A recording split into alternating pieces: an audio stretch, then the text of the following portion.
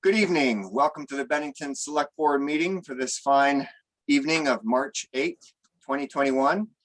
My name is Donald Campbell. I'm the outgoing chair of this board. I'd like to ask the other board members to please introduce themselves, starting with you, Bruce. Good evening. This is Bruce Lee Clark. Welcome to the meeting. Hello, I'm Jean Connor. Good evening, this is Jeannie Jenkins. Good evening, this is Jim Carroll. Hi, Sarah Perrin.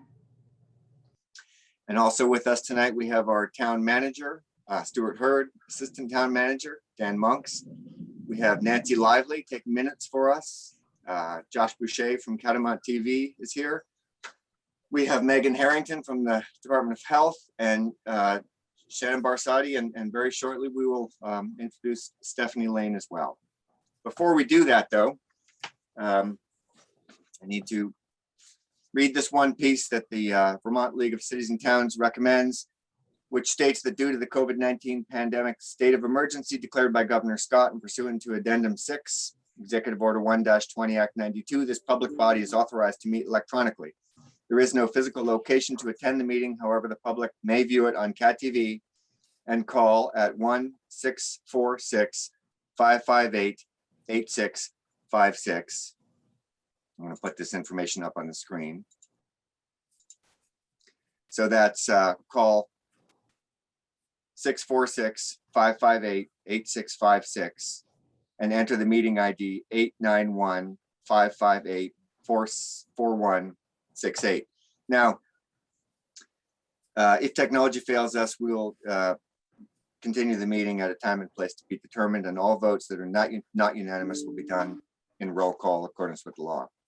So one thing that's different tonight is that we discovered during the town meeting that the webinar platform worked really well for us. It allowed people, it's more accessible. So it allowed people to call directly into the meeting and be able to hear the meeting either on their phone or see the meeting on their computer and essentially stay in the meeting. The way we had it set up before with Zoom meeting, when you called in, you went to a waiting room.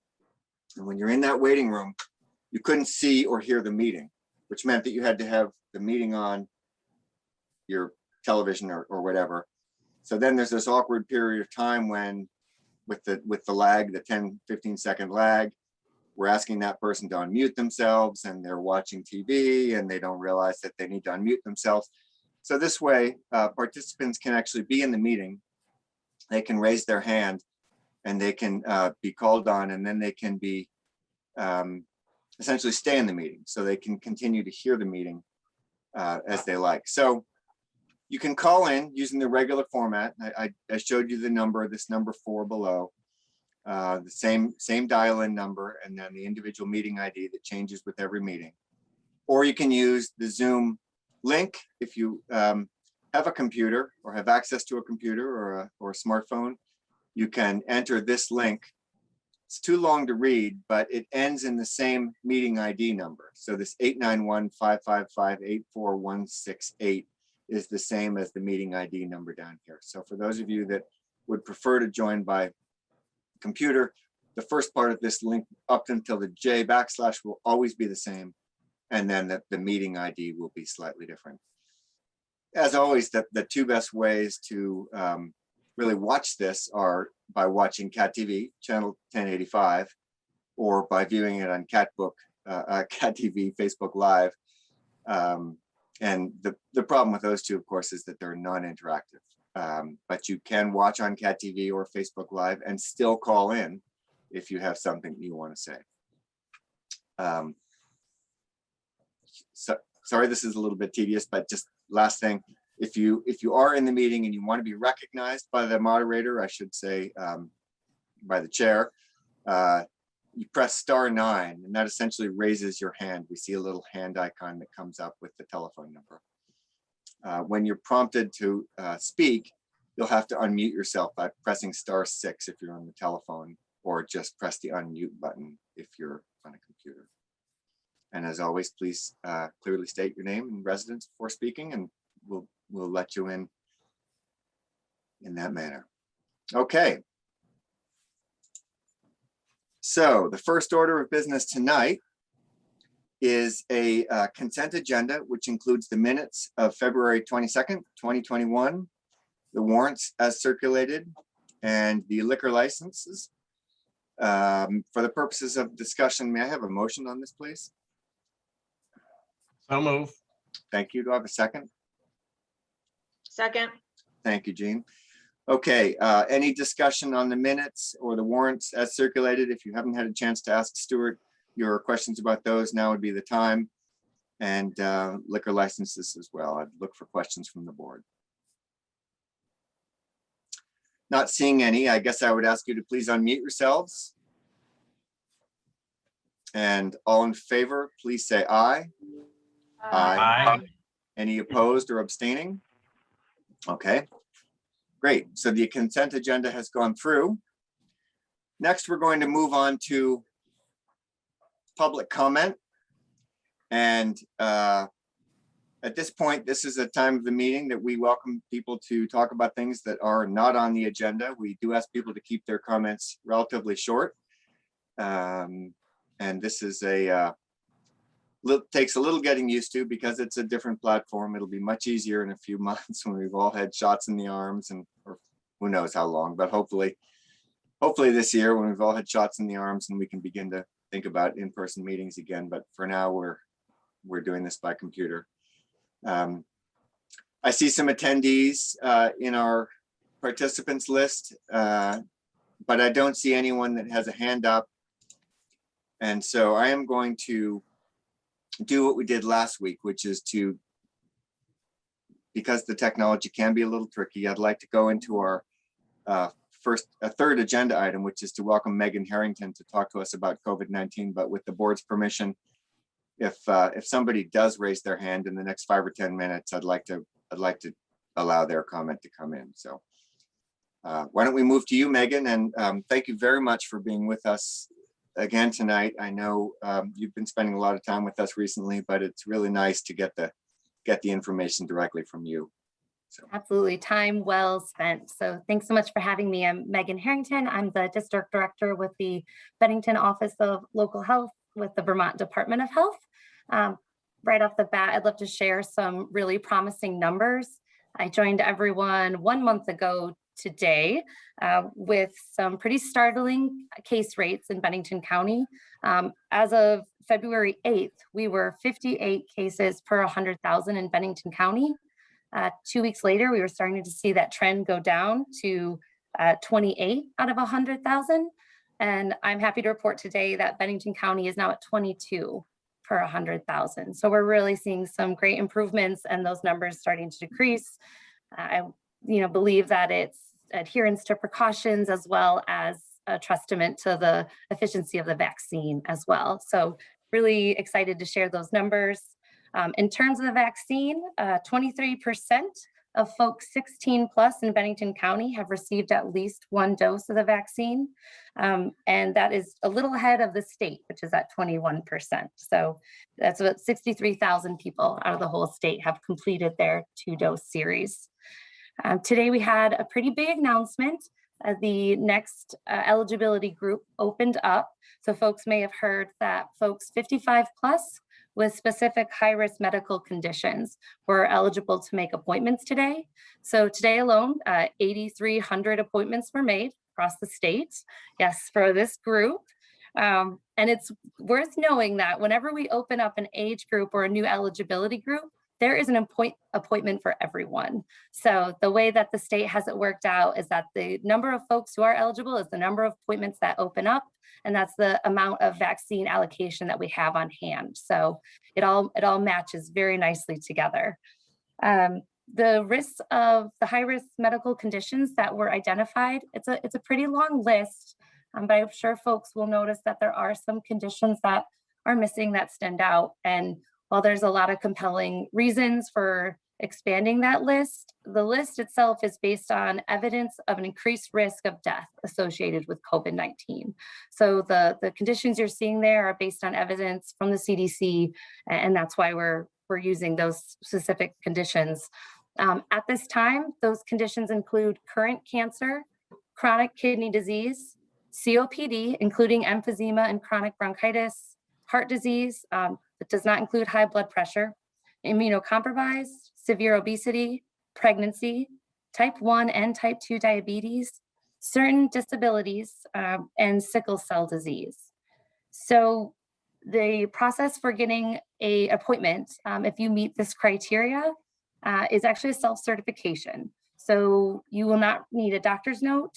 You will not need to get permission from your doctor to seek an appointment or the vaccine. But there is some things you can do ahead of time, and that is to check out the CDC Checklist. It's a questionnaire everyone receives before they get the vaccine, and it runs through some really important questions, such as if you've had anaphylactic shock to vaccines in the past, if you've had, if you've received one dose and you had a poor experience, or if you're allergic to a specific component of the COVID vaccine. If you meet any of those criteria, and you should reach out to your provider to have that conversation. When you are registering, if you meet these other criteria, there will be a list of what specific condition you have that meets the criteria within the registration. But it is self-certification, and when you show up for your appointment, you won't be asked for any kind of documentation or note from your provider. So it's great news. In addition to the 55 plus with high-risk medical conditions, starting this week, there will be clinics not associated with our community clinics for educators, childcare, as well as expanded public safety. So those are unique to those occupations, and more information will come in the next week for those groups. Starting March 15th, we will see 16 plus with high-risk medical conditions, and late March, we'll see 60 plus for the age band, and moving back in that direction with the age bands. Everyone preceding that will, of course, continue to be eligible and be able to sign up, and we encourage people to do so. I can pause there if there's any questions around the vaccine or any of the news to share. Go ahead, Jean. Megan, you may have said this, I may have missed it, but it would be impossible for the list of medical conditions that you're capturing right now could be all inclusive. That's It right. would just be pages and pages and pages, obviously. So if someone were to have, say, muscular dystrophy or ALS or something like that, I'm sure that they would be eligible under, and it was sort of, those are big groups of illnesses, right? There are, yeah, and the disabilities category, I didn't list them all out, but there are some specifically muscular dystrophy and others along those lines. The list is all included right on the website. And it would definitely be worth looking at that for. And I think too, as the age bands open, we're hoping that it just includes more and more folks, regardless of high-risk medical condition or not. Yeah, I just wanted to make sure people knew that they didn't have to fit exactly into those medical conditions that you listed, but they're much more broad. They are much more broad, yeah. And there's a really great list right on the website that people can take a look at. And again, it is a self-certification, a self-attestation. So we trust folks, that they'll stick to the group that fits their criteria and what they're eligible for. So I would encourage folks to take a look at the list, but again, it is a self-certification.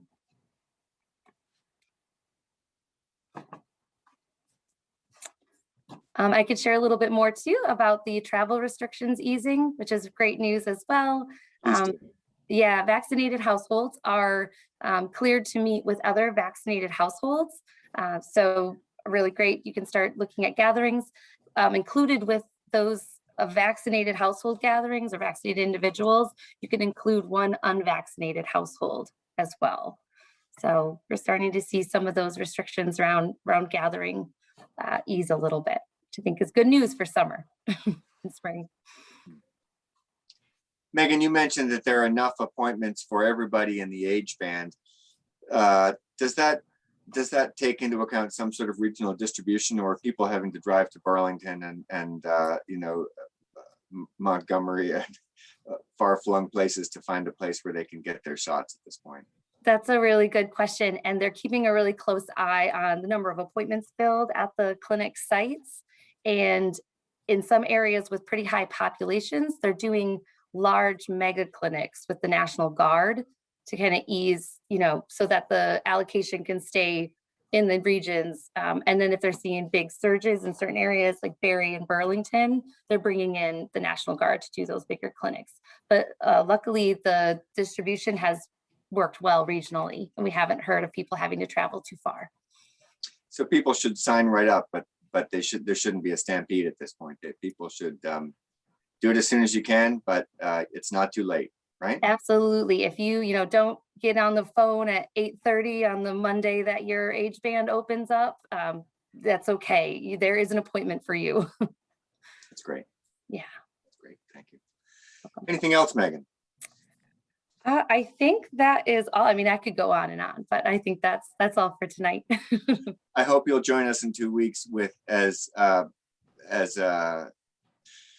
hopeful message as you brought with you tonight. It's really nice to see a little bit of this stuff getting easier. It's been a long winter for everybody. And Absolutely. I love sharing good news. So we love having you do it.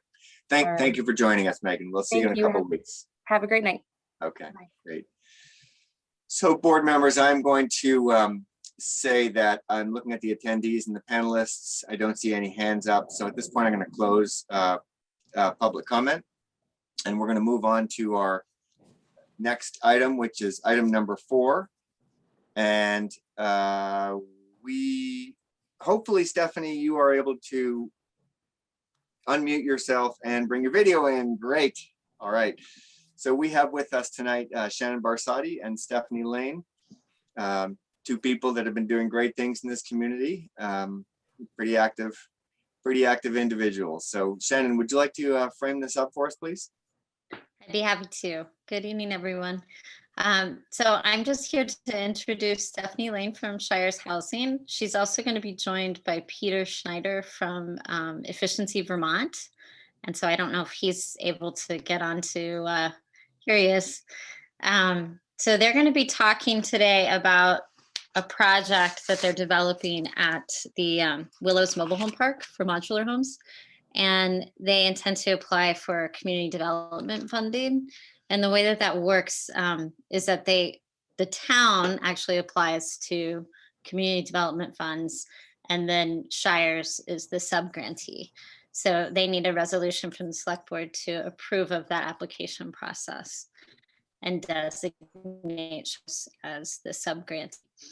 So Stephanie, and tell us more about the project along with Peter. Stephanie, before you start, welcome Peter. I see Madison in the attendees list. Does she need to be part of your meeting, or is she just being a good Shires supporter? Yes, okay. That's exactly right. Okay, we'll leave her as an attendee. Glad to have you here, Madison. Okay, go ahead, please. Thank you very much. And thank you to the Bennington Select Board for letting us present our project this evening. I'm Stephanie Lane. I'm the Executive Director of Shires Housing.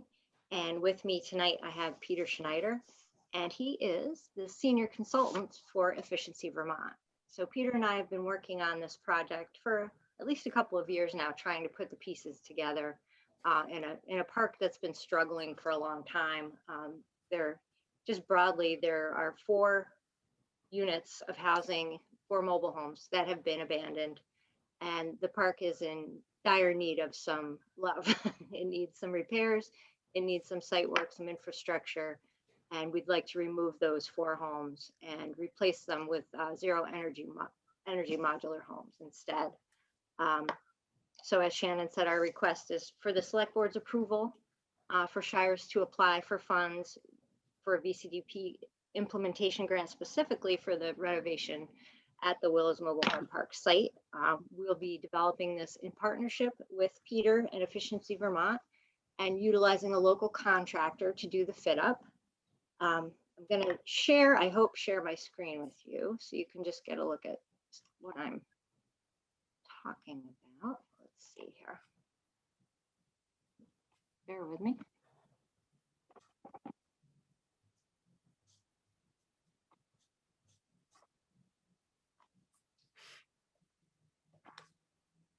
All right. I think it is going to let me do it.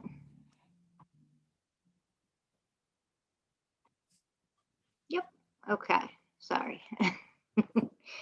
All right. So this is just one of the homes that have been abandoned. And in this park, the folks that live there own their homes, but lease the land from us.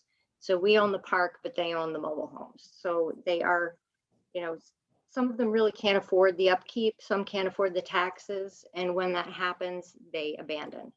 And we have to go through the process to get ownership of those homes at that point. And they're really worth, you know, about negative $6,000 at that point, between the taxes, between having to pay to have them removed from the site. It's really a losing proposition for us. So we thought, you know, since we have 4 that are available, 4 lots now, that we would, you know, work with Efficiency Vermont to fit up homes specifically for the available lots. And we're looking at 2 and 3 bedroom modulars, 0 energy modular homes.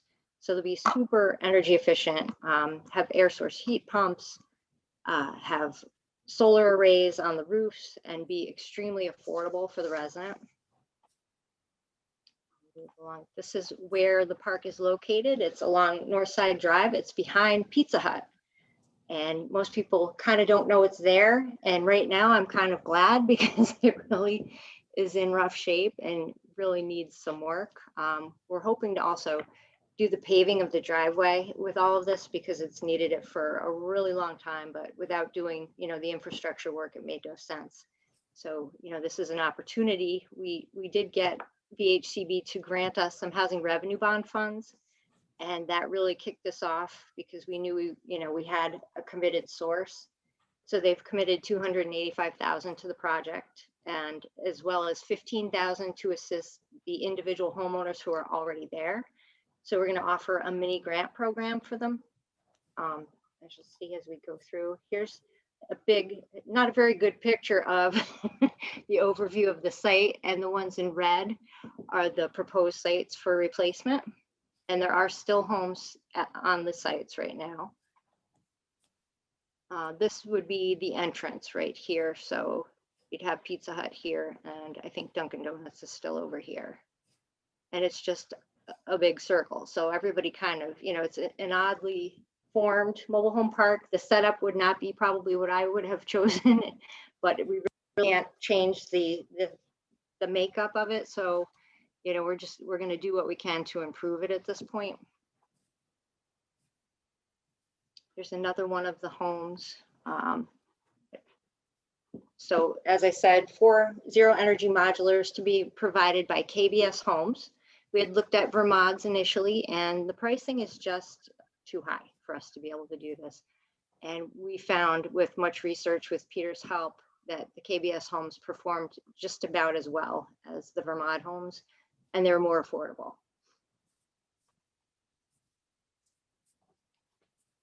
So you can see, you know, we have one that's empty in the corner, and then the others have just been abandoned and will need to be torn down.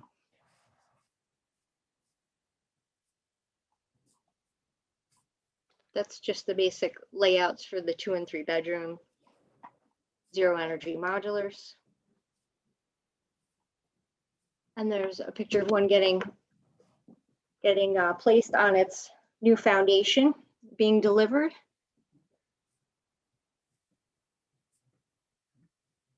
Pete, did you want to chime in at this point about the home itself? Absolutely. Thank you, Stephanie. Thank you, Select Board, for considering this project. Really important for the state. I think the state as a whole is really looking to revitalize our mobile home parks across the state. We're really, in a good place with regards to ownership structures for our mobile home parks, like Shires, nonprofits owning these parks and committing to upgrading, not only filling vacant lots with resilient, healthy homes, but also upgrading the infrastructure alongside that. So this is honestly a really important project to illustrate how we can improve these neighborhoods. They're critical, affordable housing. These mobile home parks, as rough a shape as many are in, they are not going anywhere. And as we put homes in these parks, they're extremely important. affordable housing, and we find tenants or income qualified home buyers right away. So, the home you see there was actually just delivered to Bradford. This program, the mobile home replacement program, grew out of Tropical Storm Irene. So at that time, we had a disproportionate number of mobile homes that were destroyed by that storm.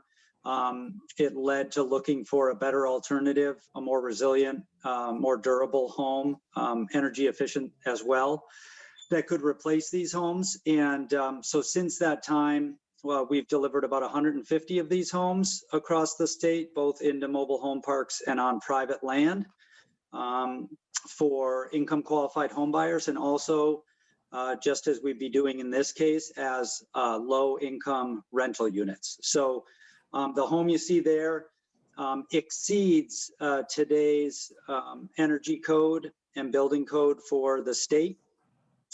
For stick-built, custom homes or modular homes, and far exceeds the standard for mobile homes that's currently in place. So we would find here thicker walls. We have triple glazed windows, fresh air ventilation systems.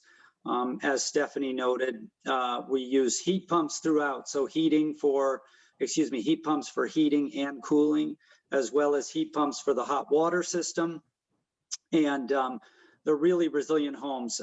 We have designed them to really be quite frugal with the energy that they use. And as a result, we can put a fairly small solar PV system on the roof, which is actually in place there, but you can't see it, that is designed to produce as much energy as the home uses on an annual basis. So the goal is to significantly reduce, if not eliminate, energy costs for these residents, and in this case for Shires, and they can include that in their monthly rental.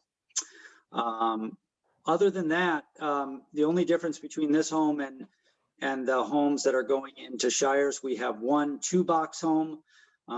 As Stephanie noted, we can custom design every home that we deliver. So if there is a short and a bit wider lot, we can actually put 2 boxes together. And in that case, we get to create, a 3-bedroom, 1-bath home for one of the lots in Shires. The others will be single box homes just like this that are delivered, having been built in a climate controlled environment. They're actually delivered about 95% complete. So we just need to tie in the water, sewer, electrical. And the homes are honestly ready to be occupied with stairs or a deck or a ramp, as we'll have some ADA accessible units as well. So I'll just stop there, and if there's any questions, I'm happy to answer that or contribute any more information. But Thank you for that description. I expect there are other board members like me that are sad not to have the Vermods in there.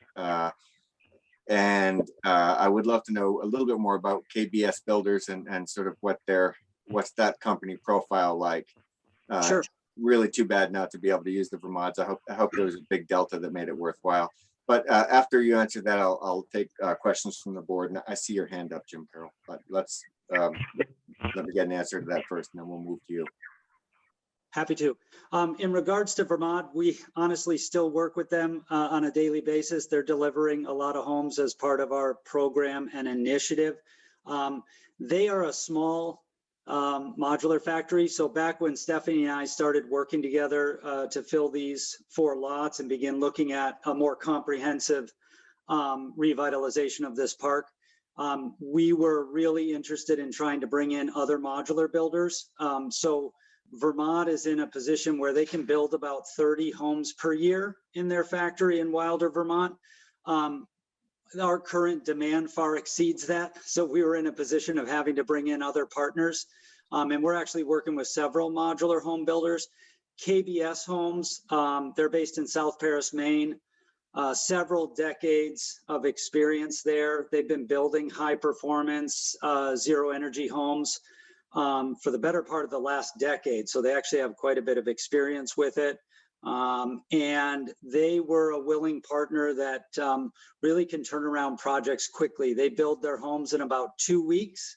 And they're also delivering about 500 modules per year. So you can see, you know, it's more than 10 times the amount that Vermont does. So certainly, you know, is certainly something really nice about delivering a home here locally with a Vermont partner. But, you know, fortunately, we actually have the demand right now that requires us to bring homes from other partners outside the state. And KBS has proven to be a really great partner. We've done 8 homes under the CARES Act with KBS over the last 9 months.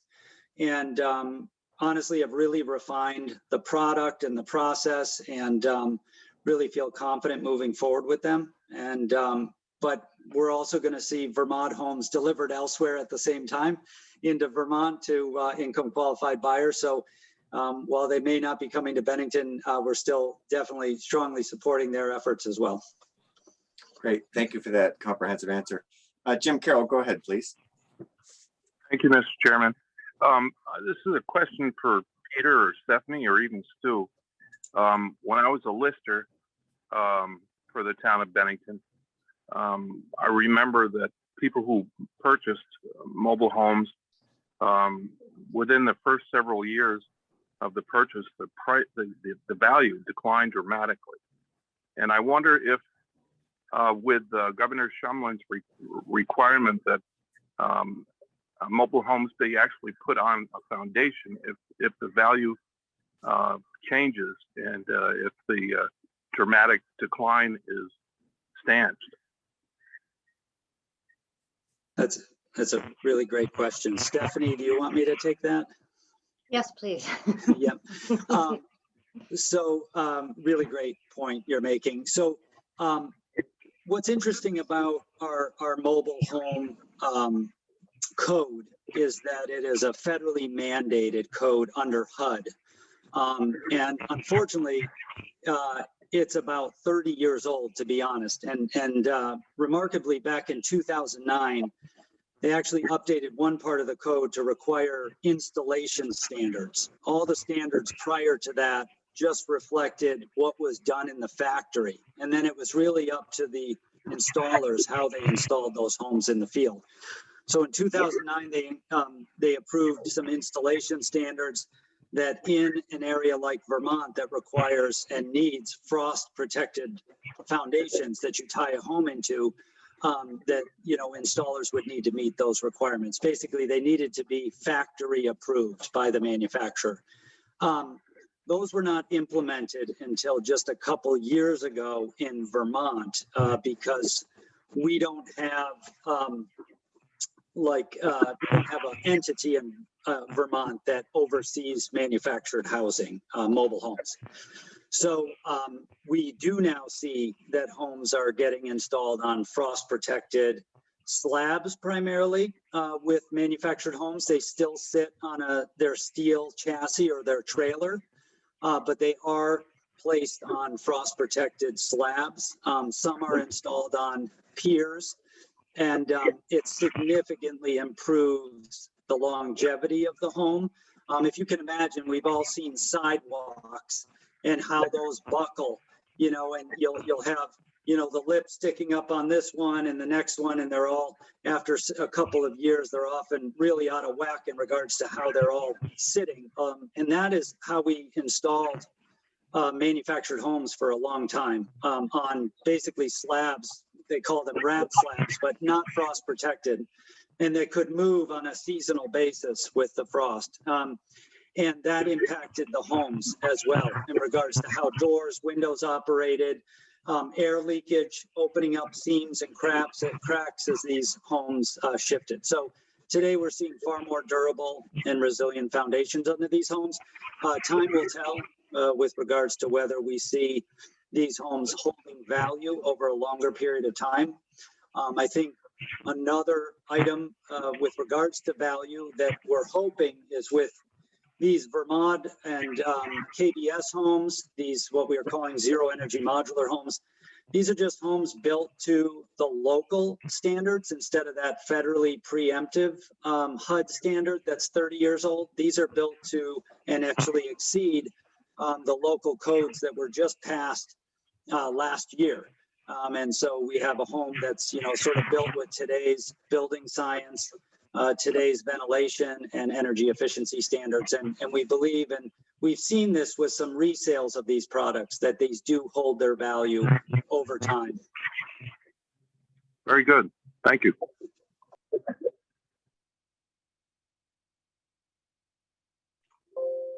All right, let's see, Bruce Lee Clark, I see you have your hand up. Go ahead, please. Yes, actually, this is probably for Stephanie, as much as thinking about the time frame that you have for this project and wondering about any plans that you might have for allowing for at least a demonstration or some kind of tour to the local community. Partly, I'm really interested in educating the larger community about the value that these modular homes bring to the community, and wanting people to be able to occupy them ASAP, but also wanting to do that education. Have you given any thought to that whole process of when you have one of these installed, how open you might be to allowing at least some kind of press tour or some way of doing some promotion for this kind of energy efficiency? Absolutely. I think you all know us well enough to know that energy efficiency is something that's really important to us, that we try to incorporate into all of our projects. And I think a tour is a great idea. It's a nice opportunity just to show people the technology and to show them, what this entails, how they might be able to do this themselves, and to appreciate, the savings and the benefits of a build like this. So absolutely, I think that's a great idea. Last summer, I think it was last summer, this has been a strange year, but we had the mobile ZEM home that came to Bennington and was parked over by the veterans home. So Pete brought that down for everyone to take a look at. And Madison actually sat inside and gave tours. And so it was great. And there was a lot of interest in that. So yeah, I think that would be a great idea. And I'd also say it's really important for Shires to do this because of the folks that live there now, because what they've been left with, the remnants of, the abandoned homes. And we really want to make improvements to the park and give it, the attention that it deserves for those that still live there. Thank you. That's very good. Jeannie, go ahead, please. Hi, so Stephanie, this is such a wonderful project. I'm so happy you're doing it. Oh, I wanted to go back. So these will be rental or leased units. Is the cost so much higher that would need to be the way that these units end up in mobile home parks? I think we have one gentleman in that park that owns a Vermont. He took out a 30-year mortgage through USDA to purchase it. So he was able to purchase. We had planned for these to be rental just because of the cost, and that we would right size the rents to cover the cost of the loans. But we'll also have some grant funding in to offset, the site costs. So we're looking at rental, which we don't do in the park currently. Everybody owns their own home in the park. And it's to families that are at 80% of median income and lower. Okay, that's wonderful. I mean, it'd be lovely if there were a program through Efficiency Vermont or someone else that would allow individuals to end up owning their home in the same way they own a mobile home. But I think this is absolutely fantastic. And Pete, I believe there's some money to be had for the down payment, right? You're offering incentives to private homeowners. Yeah, Jeannie, we have a really great package for prospective buyers. We'll be filling these 4 lots, and we're actually doing what we're calling sort of an income qualified rental model in a lot of our nonprofit parks across the state. But if we were talking about home ownership, we have a great down payment assistance program that the Champlain Housing Trust implements. So that provides $35,000 sort of silent second mortgage to bring down the primary mortgage cost. And we also bring about $15,000 to $16,000 on top of that in some energy efficiency and solar incentives. And so, you know, add that all up, a little over $50,000 that we can sort of buy down the primary mortgage and get folks into a really affordable mortgage rate. As Stephanie mentioned, one of our main partners is the USDA. They have what's called the 502 loan. That goes as, the term can be as long as 33 years and the interest rate all the way down to 1%. That's for very low income home buyers, but we've had folks qualify at that level, which really makes home ownership more accessible. But typically their financing is a point lower, 30 years, and a point lower than what the typical rate is, which makes a really big difference in regards to cash flow on a monthly basis. So as we have, you know, and if you ever come across somebody who is maybe looking to replace a home, or they're buying a lot with an old mobile home or an old stick-built house that really just needs to be removed, which is fairly common with our aging housing stock, we can put together a pretty competitive package to get folks into home ownership, new home ownership. Thank you. That's fantastic. Stephanie, if you don't mind, I'm going to stop sharing your screen at this point so that yes. Cat TV can see faces as as needed. Jean Connor, I see you have your hand up. Go ahead, please. Yeah. Stephanie, this is so exciting. As a former board member, I know how long this has been going on, and I know how complicated and this is not easy for anyone who thinks that these kinds of projects are easy. They're sadly mistaken. So congratulations. This is fantastic. Thank you, Jean. Thank you. Yeah, I'm just curious. Are there children that live in that trailer park at the moment? And if there are, and I know you'll work your magic, and I know there'll be suddenly trees planted and probably a picnic table somehow will magically appear. So I guess I'm wondering if are there children that live there or could live there? Yes, yeah, there are some children there. And is it really child friendly right now? No, I mean, we'd really like to do this right, you know, and really make this a beautiful place for them to live. Yeah. So yes, there are some children in there. We're hoping the $15,000 pot of money, which isn't a ton, but to a private homeowner who needs a roof, you know, on a mobile home, it could be just what they need, you know, or maybe we work with weatherization and bring them into it as well. You know, they have a leaky roof, you know, and they want to insulate, but we need to do the roof and then they can do the insulation. So I think, Right. you know, I think it would work well. Yeah. It'd be lovely to see families end up in these homes. And as you know, there are lots more trailer parks for you to work on. I've heard that. Yes. I keep hearing about them. Yeah, there's a I few know they're more. out there. You're doing great work. Congratulations. You're doing great work, Stephanie. Listen, Thank this agenda item goes until 6:50, but I do think you are hearing strong support from the board. If this board is willing, we'd be looking for a resolution to designate a public agency, Shires Housing, to apply for funding for the Willows Mobile Home Park and to authorize the chair to sign the essential documents that go along with that. Is there a motion? Thank you very much, Jim. Is there a second for that motion? Second. Thank you, Jeannie. So I didn't mean to cut you off unceremoniously, Stephanie, if you have anything else to say, but I did want to acknowledge that we all think this is a great project, and it doesn't feel like we need to keep you from your families too much longer. So any other comments from board members before I call this vote?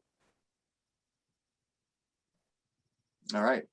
So please unmute yourself, board members, and all in favor of the motion, please say aye. Aye, happily. Any opposed or abstaining? Okay, great.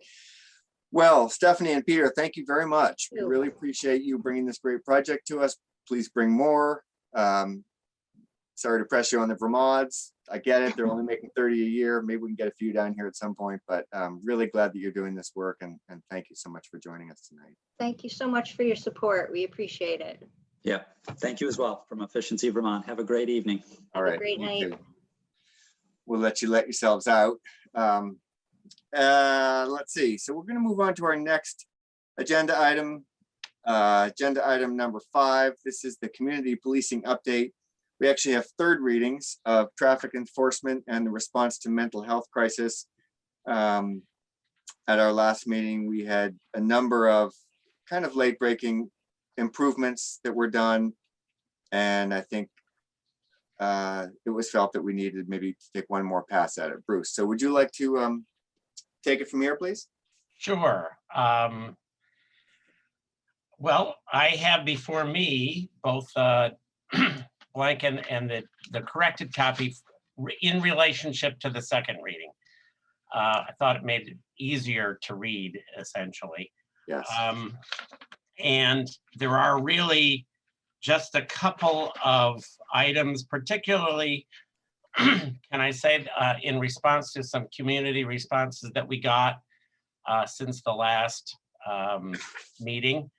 I suppose the biggest change for traffic enforcement, aside from changing the word crashes to accidents, it seemed a little bit more accurate, was to talk about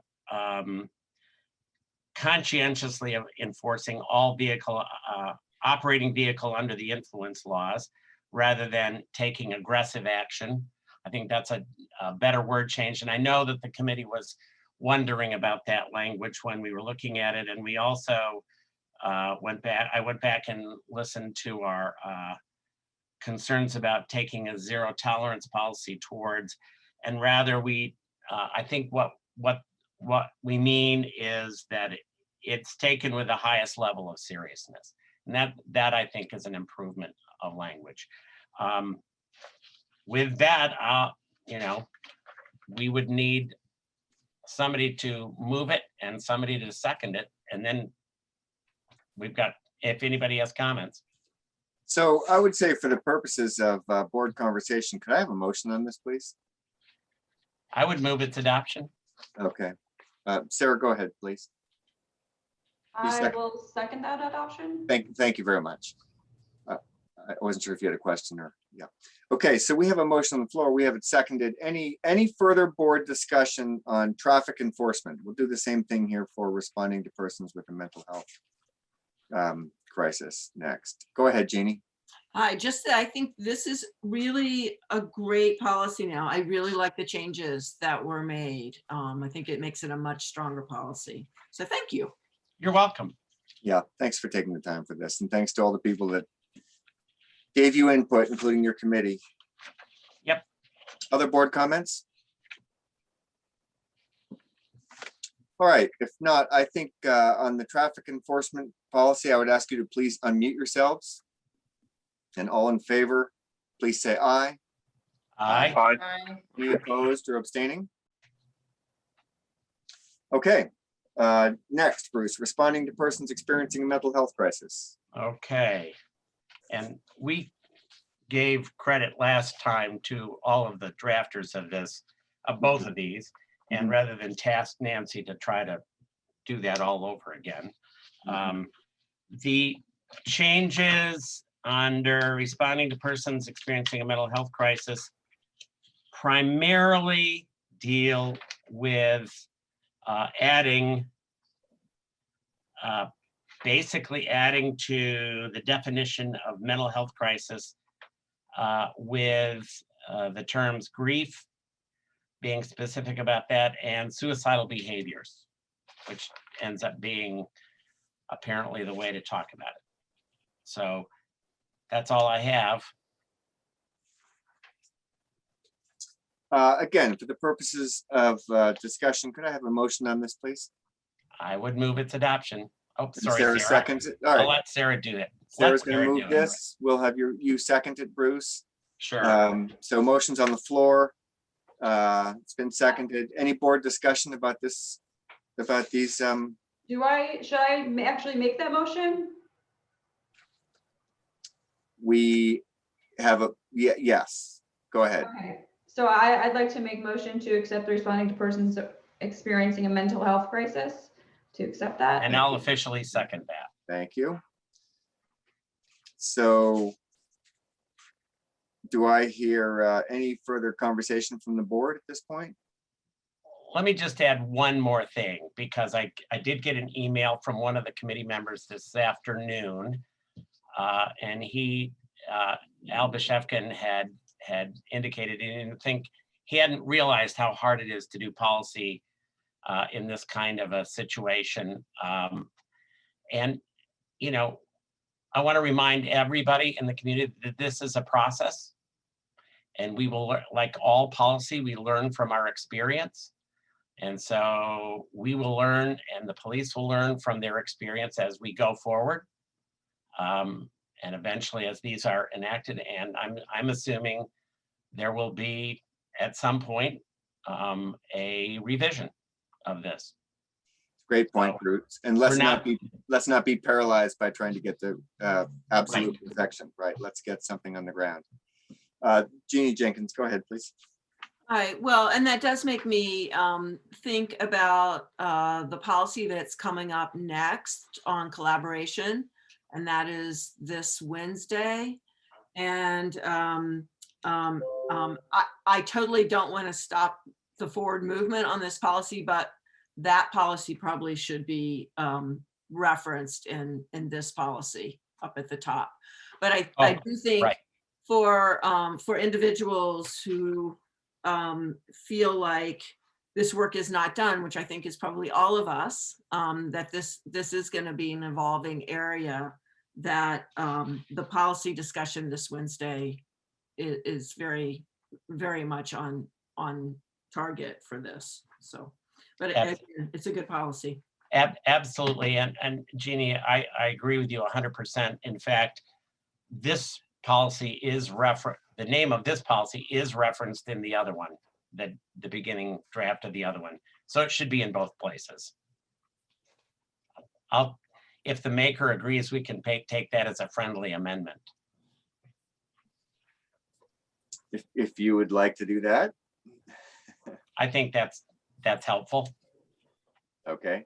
Could you say it specifically, please? So we would add to the top under related policies, it would be, the term is going to be collaborative partnerships policy. So that'll be it'll say collaborative partnerships at that top right-hand corner. All right. Sarah, you've made a motion to approve this. Would you be willing to amend your motion to add collaborative partnerships policy to the upper right-hand box? Yep, I'll amend that to accept the motion that as mentioned. Okay. Thank you. And Bruce, your second stands? Yep. Okay. Further comments? Good work, Bruce. I'm going to say let's see, please unmute yourselves.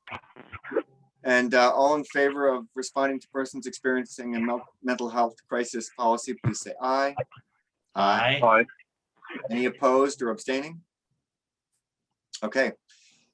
Thank you again, Bruce. Nice work. Now there's, we look forward to your next work. There is other information, Jeannie. Have you got something else to bring to us tonight? I believe Jean does. Go ahead, Jean. Yeah, the working group has been working on the process for the procedures. We're not writing the procedures, but how to make sure that the public is aware of the process and the timing of when they can participate and make comments on the procedures. So if you don't mind, I'm going to read, it's just a short statement. It's the only thing that's really missing are the dates, because we don't know exactly what those dates are going to be yet. But I'm just going to read it so everyone who's listening can hear it and you guys can make comments on it too. So here we go. The Select Board Working Group will announce the details of the procedure review process on the Monday preceding the start of the public comment period. Information on how to make comments will be placed on the town and the Bennington Police Department websites, the town Facebook page, and the Bennington Police Department Facebook pages, Front Porch Forum, and in the Bennington Banner, and will be announced at our regular Select Board meetings. The comment period will be 10 days in length. The exact dates of the comment period will be provided. Comments can be submitted electronically from the Bennington Police Department website, and an electronic acknowledgement will be sent to the participant. Once the comment period is over, the final version of the procedures will be posted on the website, on the Bennington Police Department's website with the related policy. Did I get all those details straight? Okay. That's it. You're muted. You're muted. And people will need a summary as we go along. So let's make sure we get that up on the website ASAP. Yeah. Yeah. Okay. That's all I've got. Great. Thank you. Thank you, team. You guys have done a tremendous amount of work this year. Next order of business tonight is to move on to the submittal of the revised LUDR. And this is, we're going to have Dan Monks bring this to us. All we're looking for tonight is just to adopt a resolution to schedule a public hearing. So this is a pretty simple thing. I would remind the board that for many years now, we've had the idea of form-based zoning in our town plan. It's been kind of languishing there, and to the Planning Commission's great credit, they took it up. We got some help from the Regional Commission, and they've done some great work. There've been a lot of public meetings on this. So at this point, we're looking for the ability to take it public. But other than that little intro, Dan, which I may have been stuff that you were going to say, would you like to kick this off? Well, thank you, Donald. I think you said most of it, but yes, we do. We are submitting to the select board. When I say we, the Planning Commission is submitting to the select board the proposed amendments to the land use and development regulations, otherwise known as our zoning bylaws, after a public hearing that the Planning Commission hosted. And basically, we're requesting that you guys accept these, or accept the submittal and schedule us a public hearing. I'm suggesting April 26, 2021, because that's a regular meeting, gives us time to get the notices out, and also gives us a chance to perhaps chat with the two new board members who didn't have an opportunity to participate in the work session that the Planning Commission and Select Board had regarding these proposed changes. So really, all we're looking for tonight, acknowledgement of receipt of the proposed changes, and if you guys feel comfortable setting a public hearing date of April 26, 2021. Doesn't have to be that date. We don't even have to set the date tonight, but if you guys are ready to do so, would be appreciated so we could begin the notice process. Yeah, great. Thanks, Dan. And I wonder if you would be willing, I don't know if you have these, I should have asked you ahead of time, but there was a presentation to the select board. That was great. It was brief. There was a much longer Planning Commission meeting. I don't think that was televised or in any way recorded. There are minutes from that meeting, but I think the Regional Commission may have done something that was recorded, right? If people are interested in going back and studying what this form-based zoning is all about and why it is that we're so excited about it, aren't there resources? Are there televised resources that they can go back to at this point? There is Catherine Briers from the Bennington County Regional Commission did a very good comprehensive review of the proposed changes, and that's posted on the BCRC website. When I do the notices, as well as another press release, I'll make sure to have that link available for folks so that it'll be easily accessed for anybody who wants to go back and see a quick summary.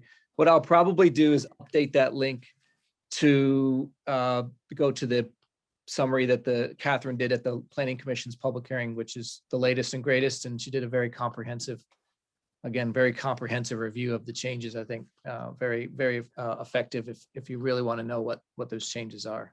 Was that recorded? Is that something that you can see in video? Yep, I recorded it I don't know if Cat TV recorded it, but I know I recorded it, and I'm going to post that link online. Oh, that's great. It's difficult to get your head wrapped around it without examples of. Yep, and it's all about how things look. And Catherine will be doing, and for some of folks, it'll be a second time, and for the Planning Commission, it'll be a fourth time, but she'll be doing another presentation at the public hearing before the Select Board so that everybody can be up to speed. Yeah. Yeah, great. Questions from the board? Go ahead, Jean Connor. I would just appreciate, and other people may as well, I know I love form-based design, but if I had to explain it to someone, I'm not sure I'd be able to. So I guess I'm encouraging you at the hearing or whenever possible, maybe even in this document, is to define what it is. So I just, there seems to be some confusion even within my own brain on what exactly it is. It's fabulous, and this is, it's all great, but I would just take every opportunity, because it's a word that it's a term I don't think that people are yet familiar with. So we hear it, but to actually understand it, it takes a little bit.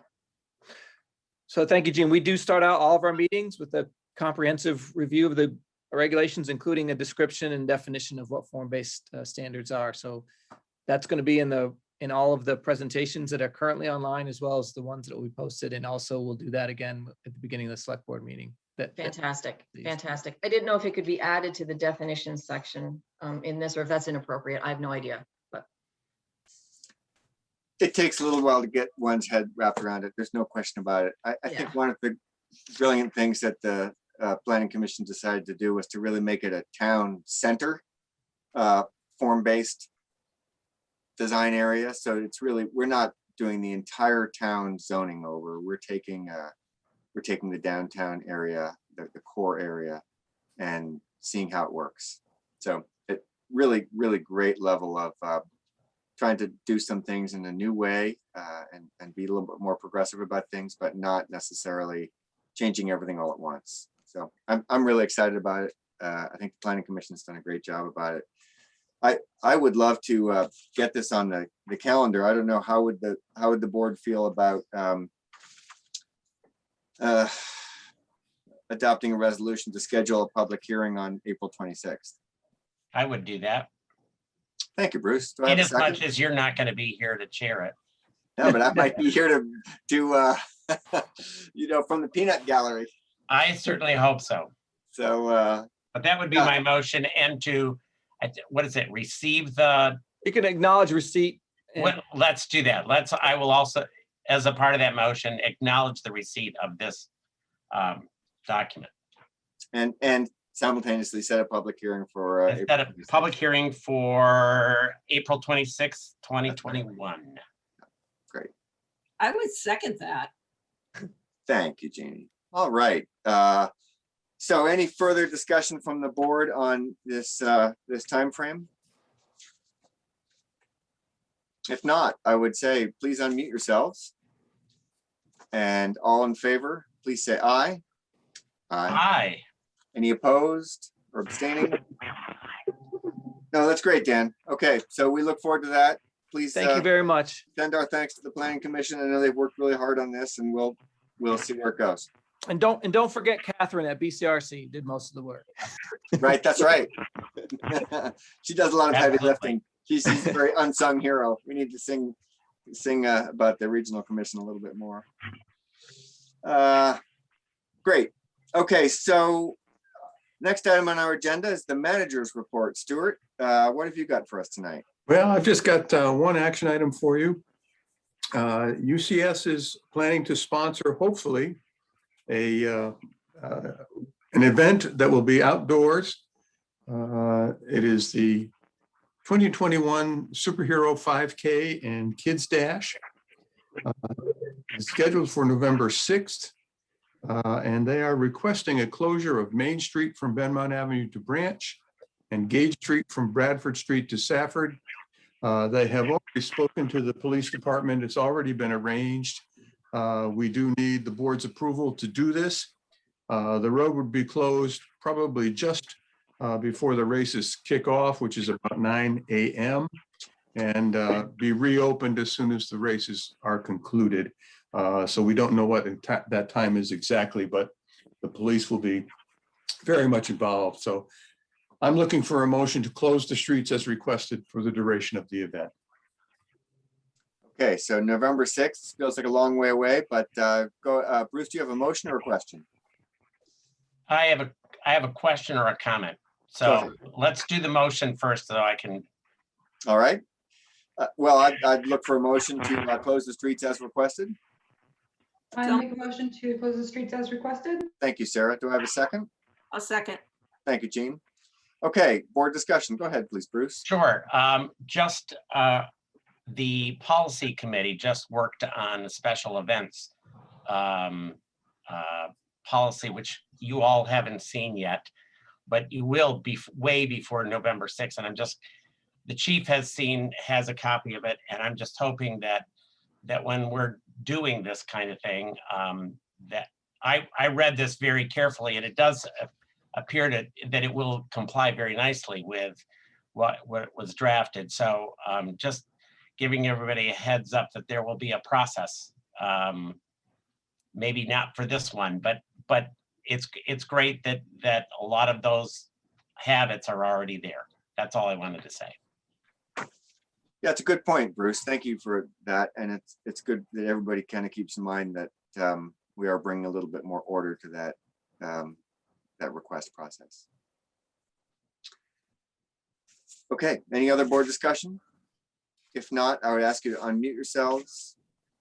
And all in favor of the superhero dash, please say aye. Aye. Any opposed or abstaining? All right. That's great. What else have you got, Stuart? Well, just some information. As you know, Nancy White has been requesting information on statistics for 2020 from the Y and the use of the rec center. Kayla Becker, the director there, was kind enough to provide me some of those statistics, and I included them in my manager's report. So I'll just go very briefly through them. Please do. We had 19,000 visitors in 2020. And you must remember that the rec center was closed from March 16th to June 15th due to COVID. So a substantial part of the year we were closed. Memberships, 525 memberships, approximately 80 from the state of New York and Massachusetts. So we are a regional facility and have been for some time. Swim lessons, 29 sessions, served more than 90 children at the recreation center. Adult fitness programs, we had 5 per week. Our summer camp, 70 children served over an 8-week period, and that is a continuous number. And in the fall youth soccer, we served over 85 kids in ages pre-K to grade 8, and that was a 6-week program. And then in September to December, we had a school age program where 34 children were served throughout that event. There were other events that were held, other activities that were held, but I think these kind of statistics really did belong in the annual report. And once again, that was an oversight on our part, not seeking those statistics from the Y, because they are available and they do show that the Y is meeting, I think, our request for services for the youth and for adults in the community. Certainly nice to see all the programs they're adding too. I think that was one of the big benefits for us in creating this partnership, is tapping into their experience for creating after school programs and summer camp programs and adult programs and senior programs. So it's great to see all those expanding. It is. And I'll just make one more note. This is the first time that the manager's report contains a report from the Bennington Police Department. Going forward, at the first meeting of the month, you should see a monthly report from the Bennington PD that talks a little bit about what they're up to. In this particular case, and I was aware of this at the time, we did provide 2 officers to the Montpelier contingent and state police contingent when the inauguration was proceeding and there were threats against state capitals throughout the United States. 2 of our officers participated in Montpelier. And as Paul has noted here, they were described as extraordinarily professional, proactive, and stellar. And I can't think of anything much better than that. Good adjectives. And then the leadership of the Bennington PD has participated in 3 separate mental health training seminars over the past month. So we're ramping up to better understand and better deal with the mental health situations that police departments sometimes face. And as we move forward, as you know, we've already talked about collaboration with the mental health agencies in Bennington and surround. And that will become a very big part of our police activities over the next several months. So I'll close with that, Donald. Thank you. Okay, thank you. Questions for the manager before we move on to other upcoming agenda? All right. So upcoming agenda. Bruce, will you have anything for us next week? I mean, at the next meeting? Yes. Next meeting, sorry. Yes, we may actually have, let's see. I will push to make sure that we may have that special events policy as well as the social media policy. We may have either one or both. So I will push to that and let you know within a week. I'll get in touch with Merrill and the state's attorney. Thank you. Jeannie, any other business that will be coming through your work team? I don't think so. Nothing other than just updates. Okay. Let's see. Stuart, what's on your agenda for? At the present time, I don't have anything else, but these things tend to come in last minute, as you know. So right now, I don't have anything to add to that. The day after we've set the agenda, usually. Yeah, exactly. That's exactly right. I'm hoping that the YMCA will be able to talk about. Oh, you did talk about that, Jeannie, didn't you? Yeah, about just being able to offer some new programming because of updated facilities at Ben High. Thank you for reminding me, Jeannie. Mm-hmm. You only sent that to me this afternoon, right? A mind is a terrible thing to lose. Well, I think, why don't we leave it at that? And we'll see how the agenda shapes up for our next meeting.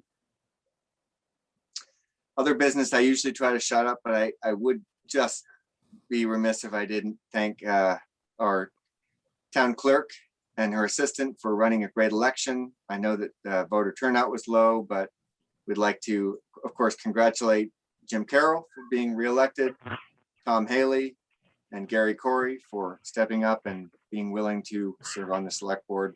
It'll be a strong board, and I'm looking forward to watching from the sidelines. But great election. I'm particularly pleased with, that the Penny for Parks measure was supported by this community. I think that is really a sign of, as Michael Keane used to say, if we're not going to invest in ourselves, nobody's going to invest in us. And I think it's really great that this community has said, look, we really want to have good recreational facilities for our people. And of course, we really appreciate the fact that the voters resoundingly supported the town budget. That's always a good feeling to know that the town is willing to kind of back the board on that. So thank you for that. It's also, just as a sideline, many of us know how much, it's hard to remember how much anguish we went through last summer and how many horrible letters we got and emails and calls we got about the noise problems up at Southern Vermont College. But the SVHC really came through for us by stepping in and buying the Southern Vermont College. And when the Grateful Bennington campaign started, a month of fundraising to help the health center get on its way, I wasn't sure how the community would respond, but it was phenomenal. Over $560,000 was raised to help the hospital with the first part of getting that up and running. That won't get them all the way there, but that certainly will help them and express how grateful we are to that community partner for coming in and helping us in our time of need. So that all those things and more have been on my mind this week. But if other people have other business that they would like to bring, now would be the time. Go ahead, Sarah. Thanks. I think a lot of what you said covers a lot of what I had on my mind. Two other things. We had, the Department of Health made up 3 banners for COVID testing and vaccine info that are hung up around town. So those are up. One's at the chamber, one's at the 4 corners, and one is on County Street for information. And also, this is on a personal level, but I do want to share this. I have a special person in my life, my father. His birthday is today. It's a milestone birthday. Sometimes they tune in, so I'm gonna just say happy birthday, Dad. I did make a trek out there last night and put a banner in his driveway. He woke up to it this morning with coffee. So thank you for everything and happy birthday. That's great. That's great. Thank you, Sarah. Jim Carroll, go ahead, please. Thank you, Donald, and happy birthday to Mr. Perrin as well. I just want to thank the voters of Bennington for re-electing me at quite a comfortable margin. I really appreciate it, and working for the people of Bennington means more than I can say. Jim, you either are cutting out there or you're getting emotional or both. We had a little trouble hearing you there, but it sounded good. If you have anything else? No, how's this? Is that better? That's better, yeah. Right. Again, happy birthday to Mr. Perrin. And I just wanted to thank the voters of Bennington for re-electing me. It's serving the people of Bennington has been the most meaningful thing that I've ever done in my life. And I want to thank them again. It's great. Okay. Heard it loud and clear. Thank you, Jim. Jean Connor, you have your hand up. I do. I just wanted to give a huge thank you to Catamount TV for handling not only our town meeting, but various other school board meetings. And I don't even know what the list is, endless, what you guys did for so many boards across our region. So thank you to Catamount Access TV. And I also just wanted to thank all the presenters for all of the agencies at town meeting. I thought they all did a fantastic job. They were succinct. They gave us the perfect amount of information and the right information that the community really deserves to hear from them. So I really wanted to point out that I was truly impressed with all their presentations. Though they were short, they were excellent. And Stu, thanks for sending on the training for the new board members and existing board members. We need training person on the board. I'm certainly going to do it, and I'm hoping that did Gary and Tom really realize how important this is, or would you like me to reach out to them? Is Donald going to I don't want them to miss this opportunity and think that it's really no big deal. I think it would be really, really helpful if they Gary's already responded that he will be attending. Great. Okay. I expect Tom at the end of the day will get the email at his home address. And okay, fantastic. If you want me to reach out to either one of them, just let me know. Okay. I think Tom's tuned in, but Stuart, but the town staff usually does reach out to new board members. So I think we can feel confident that they will. Thank you, Jean, for bringing that. Yes, and Stu, if we are otherwise occupied with a policy committee that day, so are we? It's the afternoon. It's the morning. It's the morning. Oh, I had it in the afternoon. Okay, if it's the morning, I can do it. All right, I'll add you to the list. Add me to the list then. Why did I read that otherwise? Yeah, it is. It's 9 to 12:15. Okay, that's perfectly fine. It'll be just a day on Zoom. And then after that, there's all days on Zoom. And after that, there's a pulse meeting. Okay, I may not have one. Yes, thanks for the warning, Jean. All right, my friends, I think we've come to a point where I need to announce that we have to go into executive session for a contract matter. Is it contract or is it legal? It's both. We have a contract matter that we scheduled, and then we now do have a legal matter we need to discuss. Okay, so we will go into, I'd like a motion to go into executive session, knowing that we will not take action in that executive session and come out and announce it. If we take any action, it will be at the next meeting. So do I have a motion to go into executive session, please? So move. Thank you, Bruce. Second. Second. Thank you, Sarah. All in favor, please say aye. Aye. Aye. Okay, I'm going to take this opportunity to thank you, Bennington, for tuning into our Bennington Select Board meeting.